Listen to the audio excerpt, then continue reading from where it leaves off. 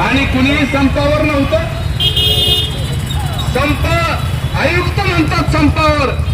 अहो संपावर 3000 कामगार आहेत. इथं अवघे 100 पण लोक नाही. कोण संपावर आहे? परवा पण काल पण आंदोलन पाठीशी लागलं, त्याच्यावर कारवाई करायची. ठेकेदाराला निलंबित करायची सोडून तरी कामगाराला निलंबित करता आणि लगेच खुशालकी मारून सिंगापूर लागता. भगवान के घर देव है, अंधेर नहीं है. उसकी लाठी में जी श्रीकांत साहब नहीं होता, मगर उसकी लाठी जरूर पड़ती है, क्योंकि आप गरीबों के हाय आई दिवाली में उनके मराठीत का हिंदी में? छत्रपती संभाजीनगर तथा औरंगाबाद महानगरपालिकेतील आयुक्त जी श्रीकांत साहेब यांनी काल 91 कामगारांना, कंत्राटी कामगारांना बडतर्फ केल्याची घोषणा केली. वास्तविक जी श्रीकांत साहेबांनी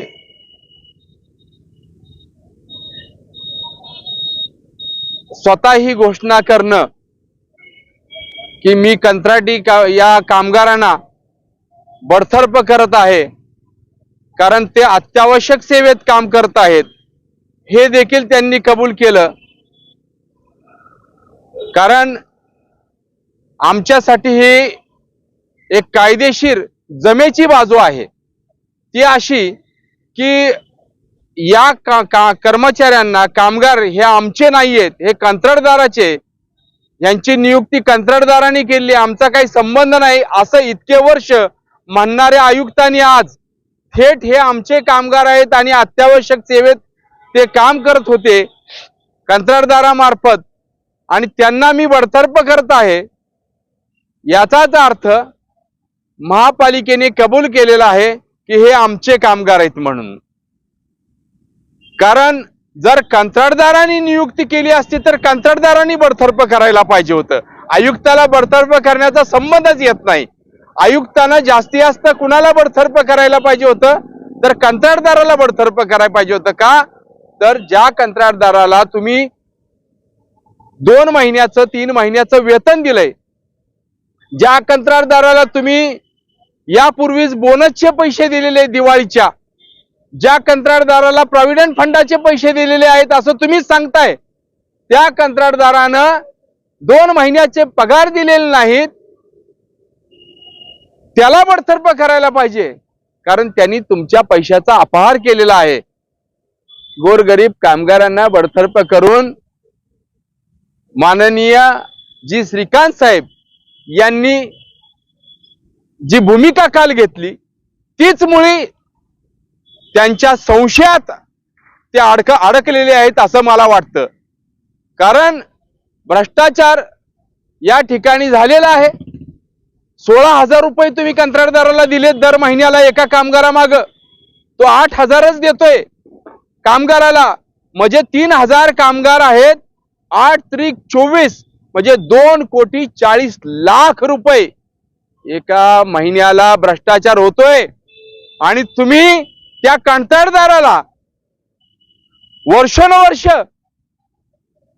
जो भ्रष्टाचार करतोय ते पैसे कुठे गेले सांगत नाहीये किंवा त्याची तुम्ही चौकशी करत नाही, त्या कंत्राटदाराला तुम्ही काळ्या यादीत टाकायचं सोडून गोरगरीब कामगार ज्यांना 2 महिने पगार नाही, दिवाळी आलेली आहे आणि ते दिवाळीचे पैसे पगाराचे मागायला ते कमिशनरकडे चालले होते.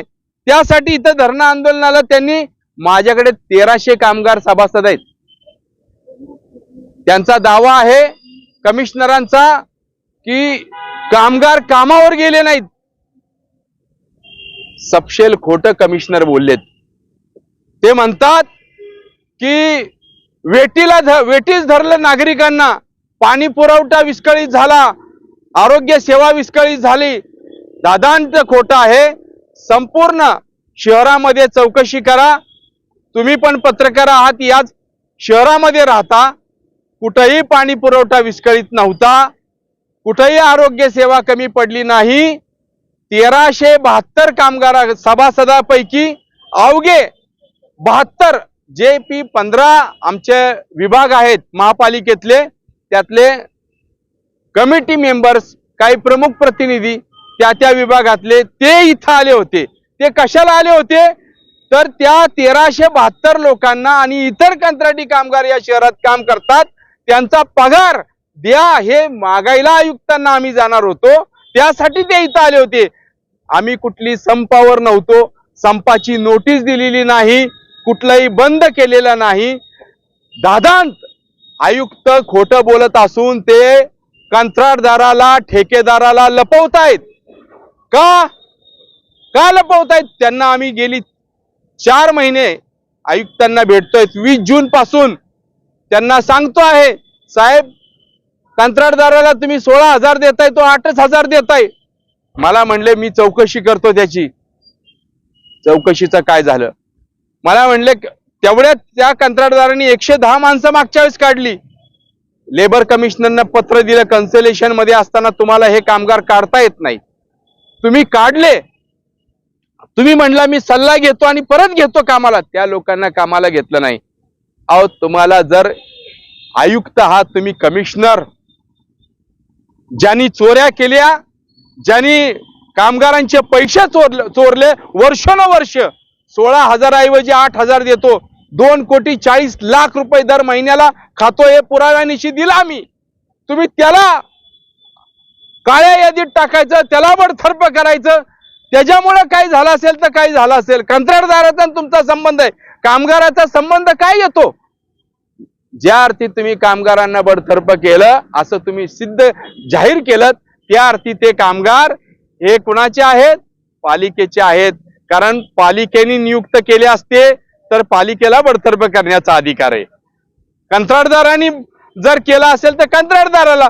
तुम्ही स्वतः प्रेस कॉन्फरन्स घेऊन जाहीर करताय की यांना मी बडतर्फ करत आहे, याचा अर्थ ते पालिकेत काम करत होते. आणि दुर्दैव असं आहे की आयुक्त महोदयांना आम्ही पत्र लिहिलेलं आहे.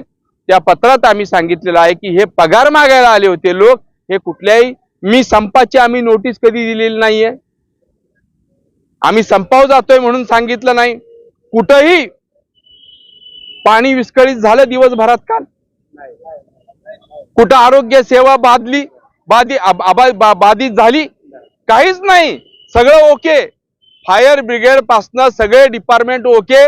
फक्त पगार मागायला आले होते हो, आणि तुम्ही त्यांना पगार मागायला आले म्हणून बडतर्फ करता. हे त्यांचं अपयश कमिशनर झाकतायत. हे चित्र उभं करून दिशा भरकटवतायत, असा माझा आरोप आहे. त्यामुळं आयुक्तांनी तातडीनं हे सगळे कामगार जेवढे काढलेत, जे पगार मागायला आले त्यांना काढता, म्हणजे याच्यासारखी गुलामी तुम्ही दुसरी कुठली सुरू करत नाहीये. तुम्ही राजेशाही थाटात चाललाय असा माझा दावा आहे. या तुमच्यावरती खूप अधिकारी आहेत, तुमच्यावरती कोर्ट आहेत. या सगळ्या प्रकरणांची चौकशी आम्ही लावायला हवं. तुम्ही ठेकेदाराला लपवायसाठी गोरगरीब कामगारांचा बळी घेतलाय असा माझा दावा आहे. काय करणार तुम्ही त्यांच्या विरोधात? आता सुरुवात झाली. आज पत्र देतोय. हे पत्र आम्ही त्याच्यात सब्जेक्टच माननीय आयुक्तांना लिहिलेलं आहे. आम्ही त्यात आम्ही म्हटलंय दिनांक 10 नोव्हेंबर 2023 रोजी दिवाळी सणाकरता आपले थकीत वेतन मागण्याकरता आलेल्या कंत्राटी कर्मचाऱ्यांची गैरसमजातून करण्यात आलेली बडतर्फी मागे घेऊन त्यांना पूर्वत कामावर घ्यावे असं त्यांना लिहिलंय. आम्ही संपावर नव्हतो, पैसे पगार मागायला आलोय आणि तुम्ही बडतर्फ करताय. अजून एक ते लिस्ट जाहीर करणार असं माहिती पडलेलं आहे, मग काय करणार? अजून 200 कामगारांना कामावरून काढणार. काय झालंय, नवीन कामगार घ्यायला 25-25 हजार रुपये काहीतरी मागणी आता चालू झालेली आहे. ते पैसे मिळावेत म्हणून हे जुने काढायचे. आणि ते आले तर ते आल्या लगेच किमान वेतन द्या म्हणणार नाहीत. कारण 10-10 वर्ष हे काम करतायत, आता हे हक्क मागायला लागलेत. म्हणजे नवीन आले की 8,000वरच करणार, ते युनियन करणार नाहीत. म्हणजे त्यांच्यावर नवीन लोकांवरती परत 4-5 वर्ष घालवायचे. त्यांच्या नावावर 16,000 घेणार, 8,000 त्यांना देणार. त्यांना माहिती आहे आपण जर मागले जास्त मागितले कायदेशीर वेतन तर आपलीही नोकरी जाईल, त्यापेक्षा 8,000त गप करा. हे सगळा पैसा जो महापालिकेचा मिनिमम वेजेसचा मिळतो आहे त्यातले निम्मे लाटण्यासाठी हे सगळं षडयंत्र चाललेलं आहे. साठे लोट्यांनी मी मुख्यमंत्र्यांच्याकडे पण जाणार आहे, मुख्यमंत्र्यांच्याकडे जाणार आहे, मी मुख्य सचिवांच्याकडे जाईल. याच्यावरती बरेच आहेत, सरकार आहे. जर सरकार यांना पाठीशी घालत असेल, जर कुठली कारवाई नाही केली, या प्रकरणाची पूर्ण सखोल चौकशी नाही केली, किती करोड आतापर्यंत गेले, तर याच्यावरती हायकोर्ट आहे, सर्वोच्च न्यायालय आहे. मला न्याय देवतेवर विश्वास आहे आणि सरकारवर पण विश्वास आहे.